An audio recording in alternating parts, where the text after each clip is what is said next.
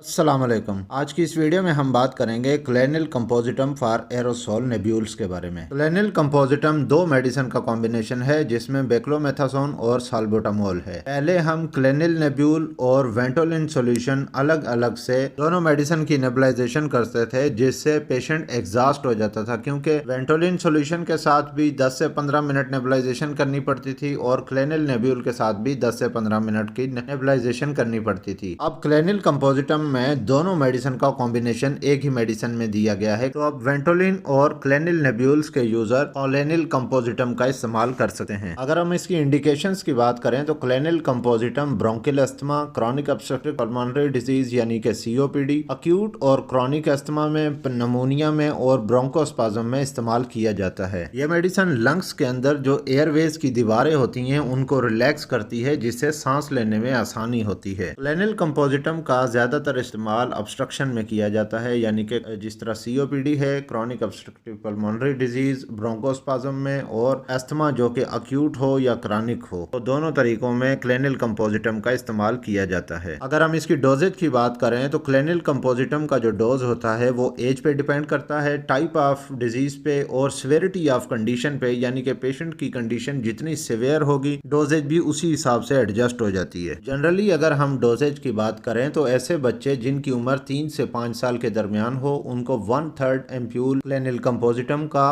और 2 ml normal saline add करके nebulise करवाया जाता है। क्लेनिल कंपोजिटम 5 से 7 दिन सुबह शाम या सुबह दोपहर शाम दिन में 3 बार इस्तेमाल करवाया जा सकता है। इसी तरह ही ऐसे बच्चे जो 5 साल से 12 साल की उम्र तक के हों उनको हाफ क्लेनिल कंपोजिटम नेब्यूल और 2 ml नॉर्मल सलाइन ऐड करके नेबुलाइज करवाया जाता है, जो कि 5 से 7 दिन तक कंटिन्यू रखा जा सकता है और दिन में 2 से 3 बार इस्तेमाल कर सकते हैं। अगर पेशेंट की कंडीशन सिवियर हो यानी कि सिवियरिटी की तरफ हो तो क्लेनिल कंपोजिटम 2 ml और साथ 2 ml नॉर्मल सलाइन ऐड करके नेबुलाइज करवाया जाता है। ऐसे बच्चे जो 12 साल से बड़ी उम्र के हों उनको 2 ml क्लेनिल कंपोजिटम और 2 ml नॉर्मल सलाइन ऐड करके नेबुलाइज करवाया जाता है और इसी तरह ही 5 से 7 दिन कंटिन्यू रखा जा सकता है, जो कि दिन में 2 से 3 बार दे सकते हैं। क्लेनिल कंपोजिटम का जो डोजेज है वो सिवियरिटी ऑफ डिजीज यानी कि अलामात के पेश नजर या बढ़ाया जा सकता है या कम किया जा सकता है। ये पेशेंट की कंडीशन और सिवियरिटी ऑफ डिजीज पे डिपेंड करता है। क्लेनिल कंपोजिटम के साथ 2 to 3 ml normal saline add करना लाजमी है। नॉर्मल सलाइन ऐड करने से लंग्स के अंदर जो एयरवेज की वाल्व्स होती हैं और एल्वेलाइज में नॉर्मल सलाइन का जो सोल्यूशन होता है वो मॉइस्चराइज करता है, जिससे पेशेंट कंफर्टेबल हो जाता है और कफ भी बहुत हद तक कम हो जाती है और पेशेंट को सांस लेने में जो बहुत ज्यादा तंगी महसूस हो रही होती है वो बहुत हद तक कम हो जाती है। क्लेनिल कंपोजिटम अगर बच्चों में इस्तेमाल कर रहे हैं तो इसके साथ एक कैप आती है। मोनोडोज वाइल में जितनी मेडिसिन आपको रिक्वायर है वो आप लेके, जो मेडिसिन मोनोडोज वाइल में बचती है आप इस कैप से कवर करके इसको अपराइट रखें। इस मोनोडोज वाइल को दोबारा इस्तेमाल किया जा सकता है। नेबुलाइजेशन के दौरान नेबुलाइजर मास्क को फेस पे अच्छे तरीके से फिक्स करें ताकि नेबुलाइजेशन इफेक्टिव हो। नेबुलाइजेशन का जो दौरानिया होता है वो 10 से 15 मिनट का होता है। कुछ बच्चे और बुजुर्ग अफराद नेबुलाइजेशन से एग्जॉस्ट हो जाते हैं, तो उसका तरीका यह है कि 5 से 10 मिनट पे आप पहले नेबुलाइज करें और दरमियान में 5 से 10-15 मिनट का वक्फा दें और दोबारा से नेबुलाइजेशन स्टार्ट करें। इस तरह एक नेबुलाइजेशन इफेक्टिव होगी और पेशेंट भी एग्जॉस्ट नहीं होगा।